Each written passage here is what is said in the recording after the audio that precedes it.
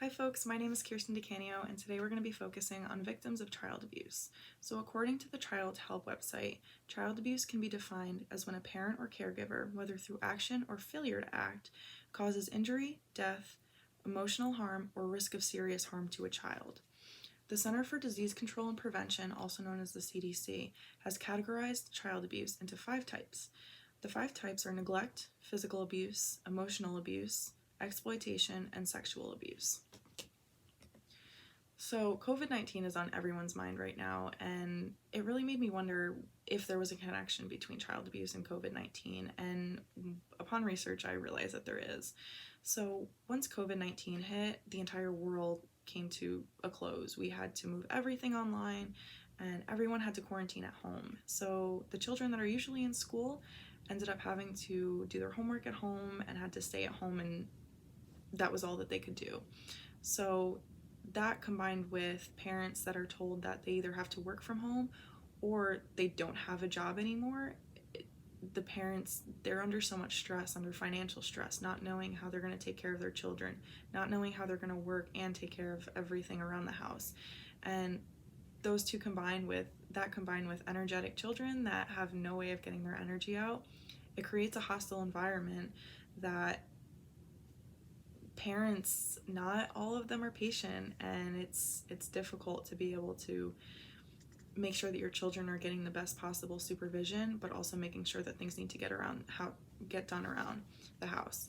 So you would think that with children at home that there would be more abuse cases, but it's actually the opposite. So the reason for this is because children aren't seen by mandated reporters because they're at home. So mandated reporters are people that are required by law to report any signs of child abuse or any victimization signs, such as bruises on a body, or if a child comes and complains about something that's internal, that they can get it looked at. And so when children are at home, they don't have the ability to be in front of these mandated reporters that can possibly help save the child's life.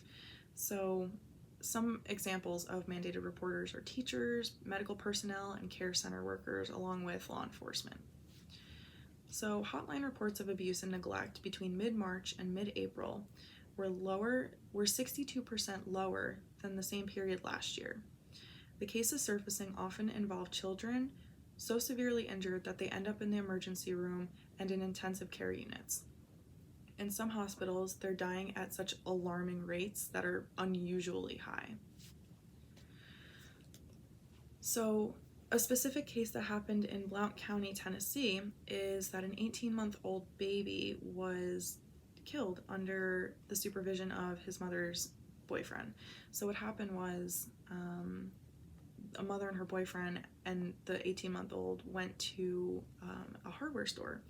And the owner of the hardware store ended up calling the deputies because they saw that the child had bruises on its forehead and bloodshot eyes. So when deputies got there, they immediately realized that the child was unresponsive and called the ambulance, and the ambulance took them to the nearest hospital. So upon interrogation of the parents, of the mother and the boyfriend, their stories were completely different and didn't add up together.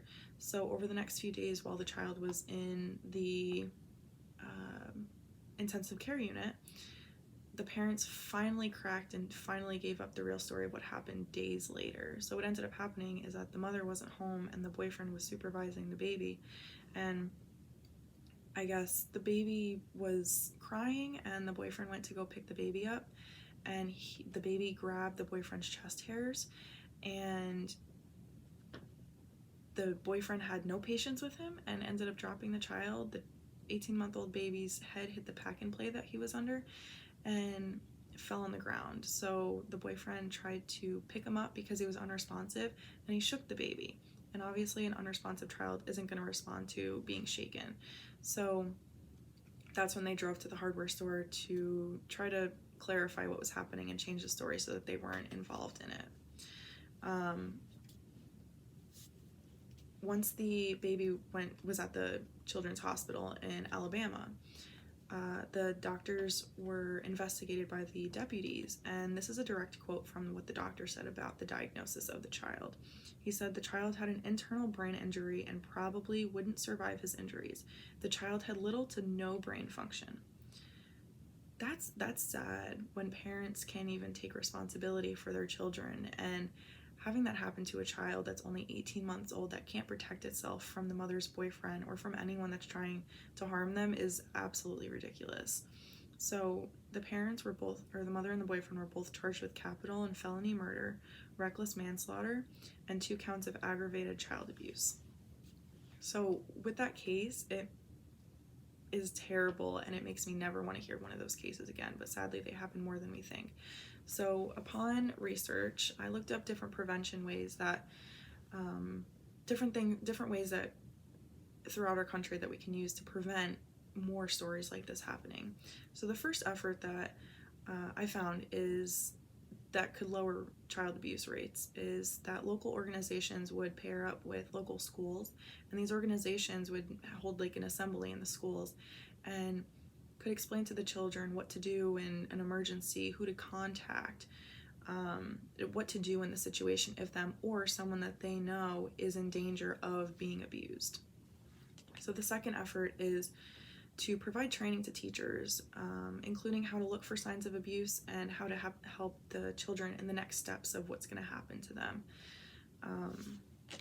Right now, there's going to be a video that comes on, and it's going to be talking about this hospital, how they have what their efforts are in trying to reduce child abuse and what their prevention methods are. So something that's also very important is victim services, because these people are on the front lines with these victims, helping them through the stages of getting help, being rehabilitated, and going to court. So on a local level, we have the Warren County Victim Assistance Program, which their mission is to provide experienced and trained victim specialists who help crime victims through the criminal justice system, because it's so confusing, and they just guide the victim along, and they help show them what their options are and other things like that. So on a state level, we have the New York Statewide Central Register of Child Abuse and Maltreatment Hotline. This is a 24/7, 365-day-a-year available hotline that begins with a caller, a dispatcher.